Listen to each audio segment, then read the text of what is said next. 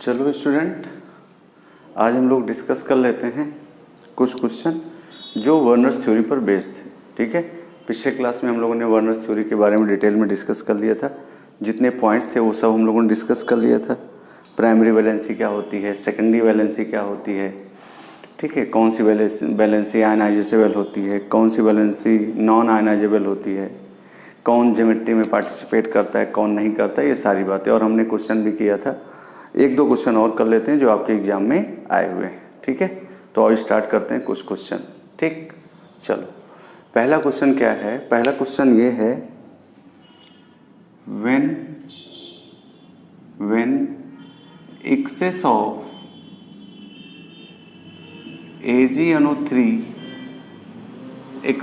AgNO3 solution is added in 0.01 m and 100 ml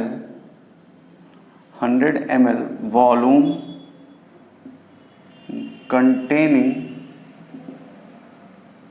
100 ml volume containing complex solution whose IUPAC is tetra aqua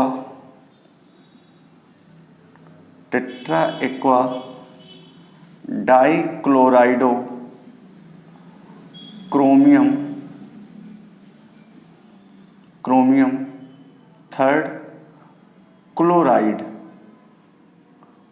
third chloride, then how many moles of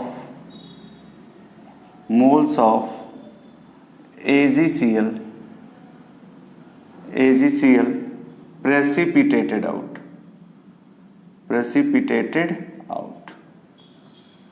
ये है option में जो था, वो option में आप देखेंगे तो 0.001 था, दूसरा 0.002 था, तीसरा 0.003 था और कुछ कह लीजिए आप 0.01 था। ठीक है, ये क्वेश्चन है नीट 2013 का क्वेश्चन, नीट 2013 का क्वेश्चन है ये। तो आप इसको देख सकते हैं। और ये पूरी तरह से बेस्ड है, किस पर? ये पूरी तरह से बेस्ड है आपके वर्नर्स थ्योरी पर। तो बहुत आसान है। हमने आपको क्या सिखाया था कि आयनाइजेशन स्फीयर में जितने Cl होंगे, ठीक है, जितने आयंस Cl के निकलेंगे उतने मोल AgCl का प्रेसिपिटेशन होगा। ठीक है, उसी पर क्वेश्चन है ये। तो चेक कर लेते हैं। पहले हमारा कॉम्प्लेक्स कौन सा है? हमारा कॉम्प्लेक्स ये है सेंट्रल मेटल एटम। ये क्वेश्चन हो गया। क्वेश्चन नोट कर लो आप, क्वेश्चन नोट करो। अब जरा देखो इसका सॉल्यूशन। इसका सॉल्यूशन अगर आपको देखना है तो आप देखिए क्या कंसंट्रेशन कितना है, कॉम्प्लेक्स का कंसंट्रेशन कितना है। कॉम्प्लेक्स क्या है? कॉम्प्लेक्स ये है tetra aqua dichlorido chromium third chloride. तो इसका स्ट्रक्चर तो हम बना ही सकते हैं। क्या सेंट्रल मेटल एटम कौन है? सेंट्रल मेटल एटम है आपका क्रोमियम। और टेट्रा एक्वा वाटर के कितने मोल हैं? 2 मोल हैं, 4 मोल हैं। और क्लोराइडो क्लोरीन के कितने हैं? 2 हैं, Cl2। और फिर क्लोराइड ये Cl, यही बनेगा स्ट्रक्चर। इतना तो हम आपको सिखा चुके हैं कि आप अगर IUPAC आपको दिया हो तो उसका स्ट्रक्चर कैसे बना सकते हैं। ठीक है, चार्ज आप बैलेंस कर सकते हो। देख लो जरा, ये न्यूट्रल लिगेंड, ये -2 -1 तो क्रोमियम पे +3 आएगा। ठीक है, हो गया। एक ये है तो एक ये आएगा, एक नेगेटिव आएगा तो एक पॉजिटिव आएगा, बैलेंस है सब। चलो, तो ये कॉम्प्लेक्स हो गया। अब कह रहा है कि इस कॉम्प्लेक्स को, जब इस कॉम्प्लेक्स का कंसंट्रेशन कितना है, इस कॉम्प्लेक्स का कंसंट्रेशन है, इस कॉम्प्लेक्स का कंसंट्रेशन है, मोलैरिटी कितना है 0.01 m, और इसका वॉल्यूम कितना है, इसका वॉल्यूम कितना है बोलो जल्दी से, इसका वॉल्यूम है 100 ml। ठीक है, तो इसके मोल हम निकाल लेते हैं, इसके मोल निकाल लो। Number of moles of complex, जल्दी से बोलो, number of moles of complex, number of moles of complex क्या होगा, मोलैरिटी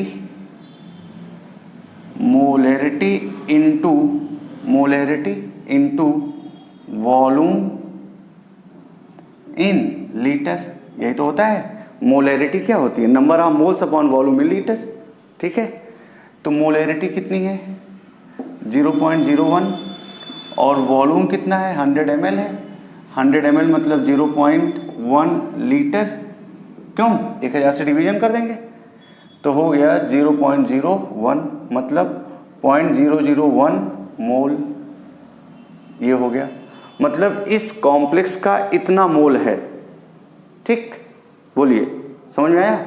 चलो अब इस कॉम्प्लेक्स के इतने मोल को वाटर में डाल दो, क्या CrH2O का होल 4 Cl2 और ये Cl, वाटर में डालने पर जरा बताइए इसका कितना मोल है 0.001। ठीक है, 0.001 वाटर में क्यों डालेंगे आप, इसको डालेंगे किस में, AgNO3 के सॉल्यूशन में, AgNO3 के सॉल्यूशन में जो एक्सेस में था ये, तो जरा चेक करो ये टूटेगा क्या, CrH2O का होल 4 Cl2 ये तो रह जाएगा और प्लस Cl माइनस ये प्लस। अब जरा देखो यहाँ इसके मोल कितने आएंगे भाई, जितना मोल इसका होगा उतना ही मोल तो इन सब का होगा स्टोइकियोमेट्री के बेसिस पे, एक मोल से एक मोल तो इतने मोल से इतना मोल। ठीक है, एक मोल से एक मोल तो इतने मोल से इतना मोल। ठीक, चलो तो Cl आयन के कितने मोल हो गए, Cl आयन के हो गए 0.001 मोल, और यही Ag प्लस से रिएक्शन कर जाएगा किसके, एक्सेस AgNO3 से, तो 0.001 मोल क्या AgCl प्रेसिपिटेट बनाएगा, PPT बन जाएगा। तो कौन सा ऑप्शन सही है, पहला वाला। तो इस तरह से हम ये क्वेश्चन सॉल्व कर सकते हैं। आप समझ सकते हैं कि ये कितना आसान क्वेश्चन था। ठीक है, बहुत आसान क्वेश्चन था, आप इसको देख सकते हैं। चलें आगे। अब इस तरह से बहुत सारे क्वेश्चन आपसे पूछे जाते हैं। ये तो न्यूमेरिकल है, इसमें थोड़ा सा सॉल्यूशन या मोलैरिटी का यूज हो गया, नहीं तो नॉर्मली आपसे क्वेश्चन पूछ लेता है। ठीक है, चलें आगे। चलो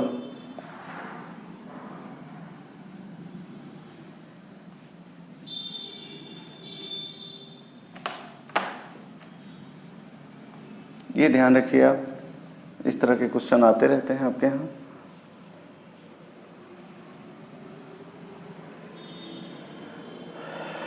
जैसे हम आपसे ये क्वेश्चन कह दें, the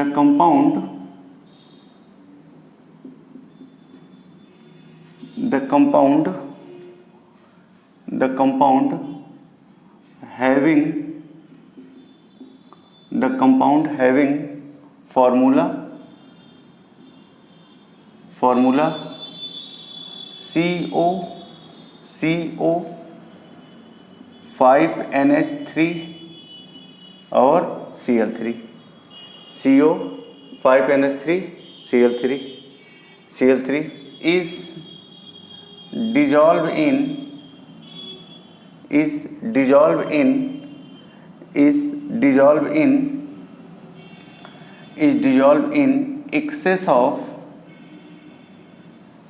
excess of AgNO3 solution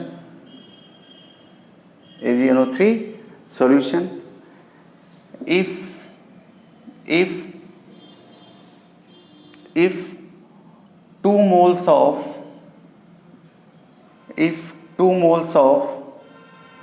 AgCl is precipitated out, then find out क्या, पहला, then find out primary and secondary valency.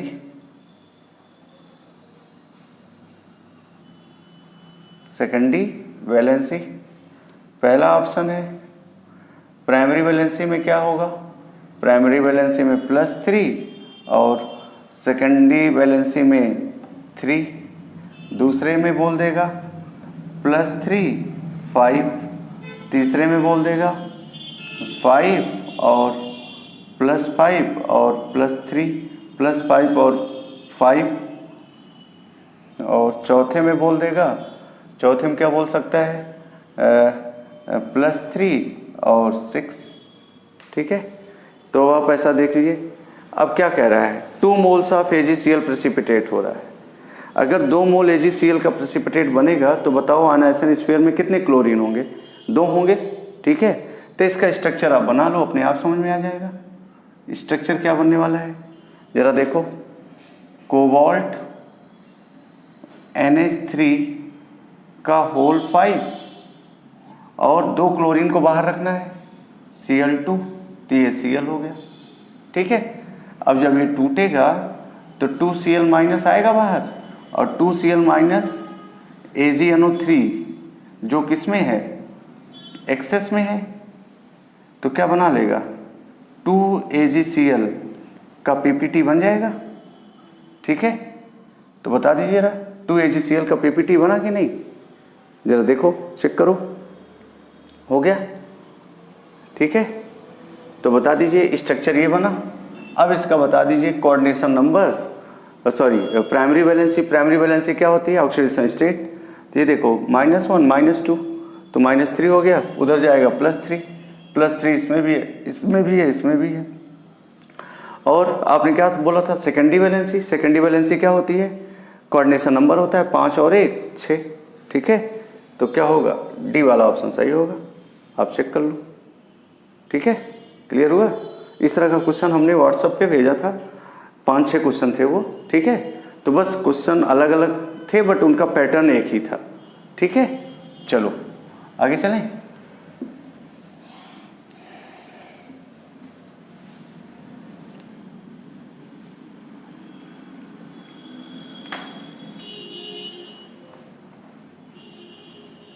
ये आसान क्वेश्चन है, आप चेक कर लो, इनको देख लो। ठीक है, और देख लेते हैं question.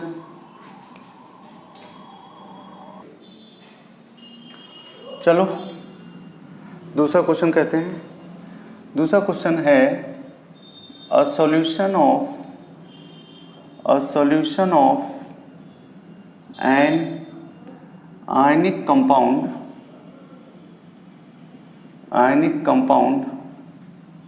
whose concentration is 0.0020 m 0.0020 m 0.0020 m 0.0020 m freezes at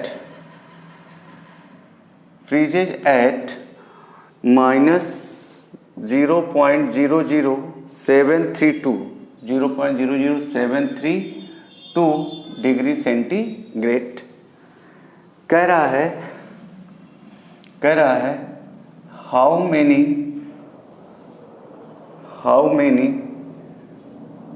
ions are produced when 1 mole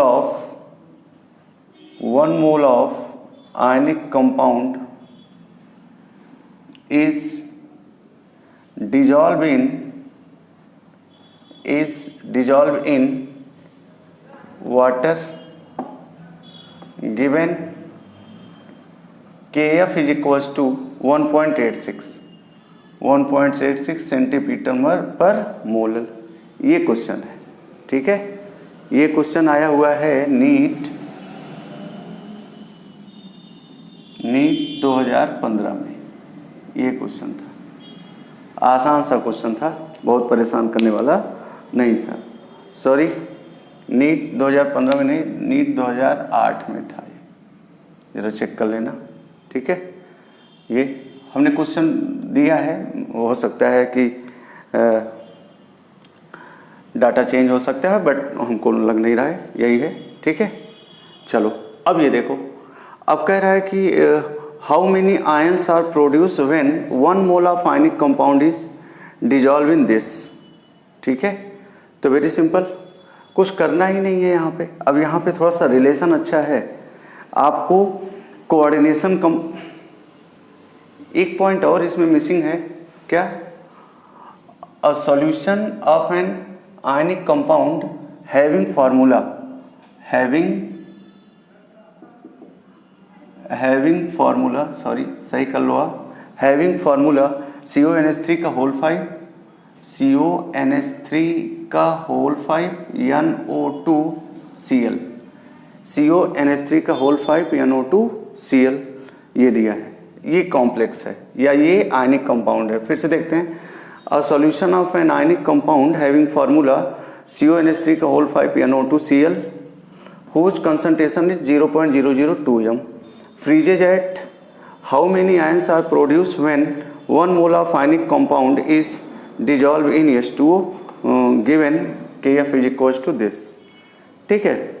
तो अब जब हमको Kf दिया हुआ है, मोलैलिटी दिया हुआ है, ठीक है, तो हमको नंबर ऑफ आयंस बताना है, और नंबर ऑफ आयंस हमको कौन बताएगा? Want of factor. तो हम नंबर ऑफ आयंस निकाल लें, वांट ऑफ फैक्टर निकाल लें, अपने आप नंबर ऑफ आयंस पता लग जाएगा। इसका जो ऑप्शन है वो 3, 2, 4 और मान लेते हैं 1, ठीक है। जरा देखो तो,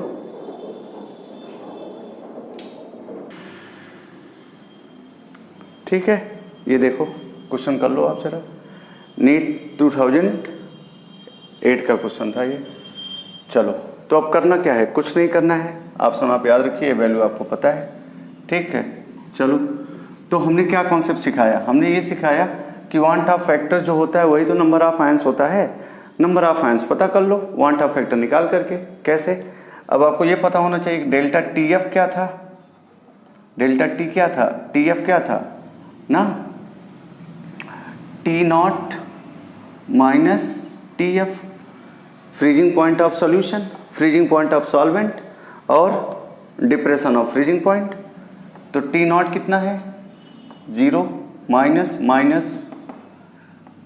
0.00732, ये हो गया प्लस 0.00732, ये हो गया। Kf कितना दिया है?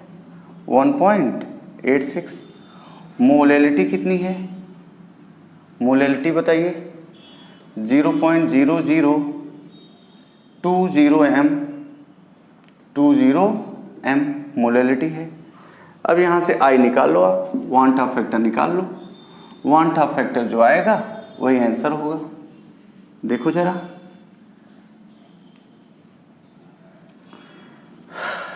क्या है जरा देखो, क्या डेल्टा TF इज equals to I into KF into molality. याद करो, सॉल्यूशन में बहुत खतरनाक तरीके से आपको सिखाए थे ये सब, फिजिकल केमिस्ट्री, ठीक है।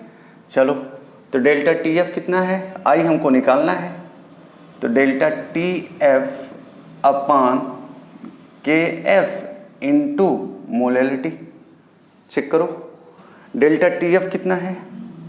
डेल्टा TF है आपका ये 0.00732 अपान KF कितना है 1.86 इंटू मोलैलिटी 0.0020 m। ठीक है, ये देख लो। अब सॉल्व कर लो इसको। क्या आया, ये हो गया 0.00732 अपान, मल्टीप्लाई कर दो। क्या 2 6 या 12 और 2 8 या 16 और 1 17, 2 1 या 1, 2 1 या 2 और ये 3। कितने पे लगाना है, 1 2 3 4 5 6, 1 2 3 4 5, एक 0 रहेगा ही, 1 2 3 4 5 6। चेक करो तो 0.003720 कितनी बार जाएगा, ये डिवाइड करो कितना आएगा, बोलो। ये 7 है और ये 3 है, ये कट गया पूरा। कितना, 1 2 3 4 5, 1, ये सही है ना, 3 2 5, 1 2 3 3 2 5, 1 2 3 4 5, 0.0। चेक कर लो तो कितना आया, ये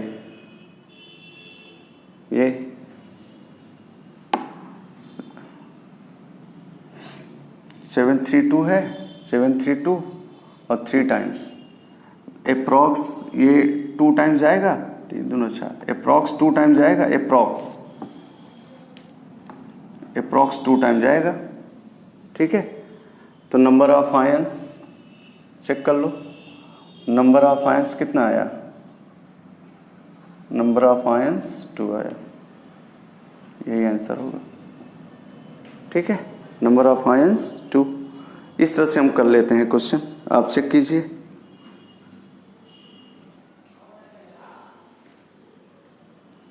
ये सही है, इसका मल्टीप्लिकेशन कर लो, इसमें एक 0 और रहेगा, देखो ये 2 0 है तो ये 0.0। अब चेक कर लीजिएगा, ये हो गया क्वेश्चन आपका। चलें आगे।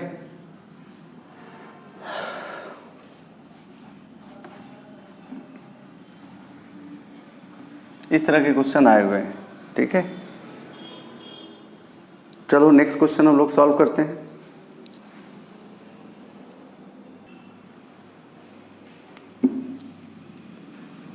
चलो एक क्वेश्चन और आया हुआ है, find out coordination number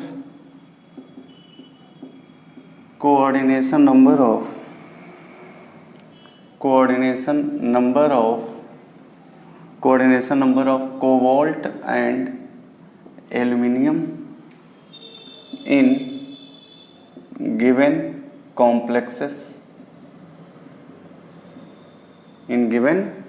complexes.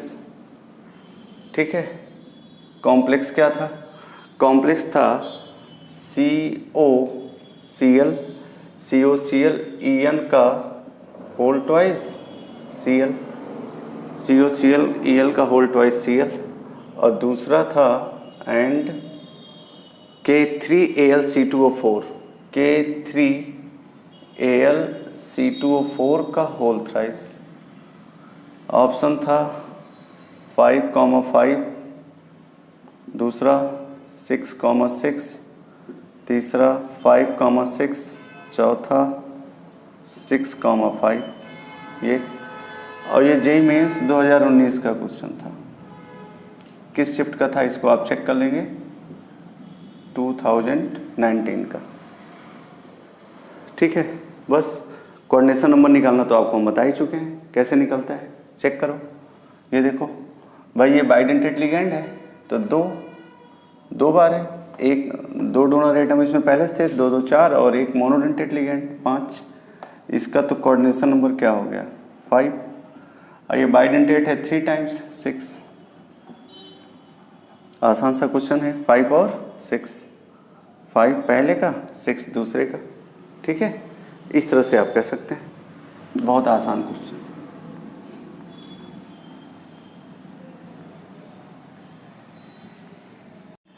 चलो एक आध क्वेश्चन और हम लोग जेईई मेंस का कर लेते हैं। इसके बाद वाला जो क्वेश्चन था, इसके पहले वाला जो क्वेश्चन था उस बहुत आसान था, जेईई मेंस का था। ठीक है, अब दूसरा क्वेश्चन हम लोग देख लेते हैं। क्या क्वेश्चन था जरा चेक कीजिए। क्वेश्चन ये था, what is maximum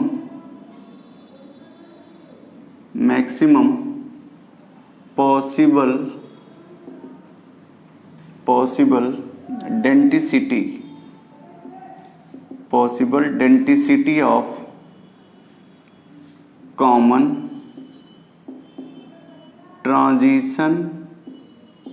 common transition element and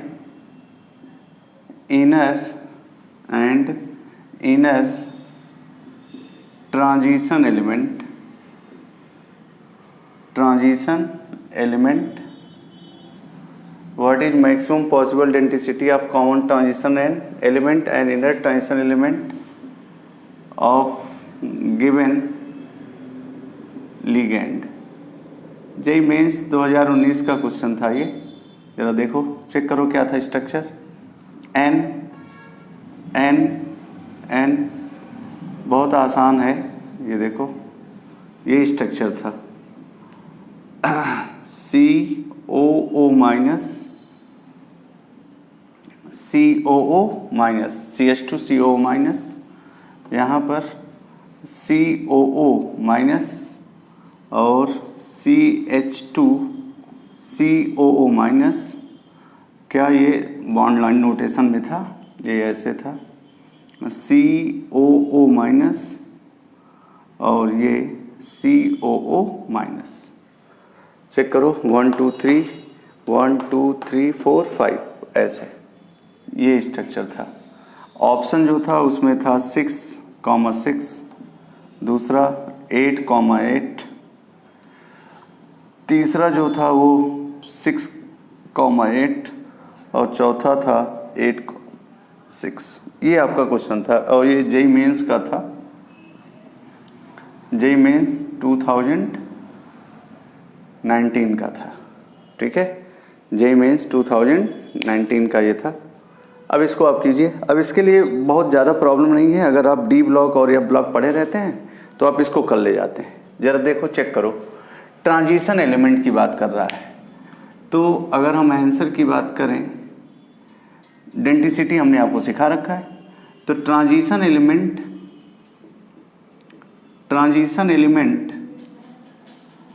आप देखेंगे तो कॉमन जो ऑक्सीडेशन स्टेट है वो +3 है। और ऐसा देखा गया कि +3 ऑक्सीडेशन स्टेट अगर होगा तो कोऑर्डिनेशन नंबर 6 होता है। ठीक है, और कोऑर्डिनेशन नंबर 6 है मतलब डोनर एटम 6 है, और अगर डोनर एटम 6 हैं तो डेंसिटी भी क्या होगी? 6 होगी। ठीक है, एक मॉलिक्यूल में कितने डोनर एटम होते हैं किसी लिगेंड के, वही उसकी डेंसिटी होगी।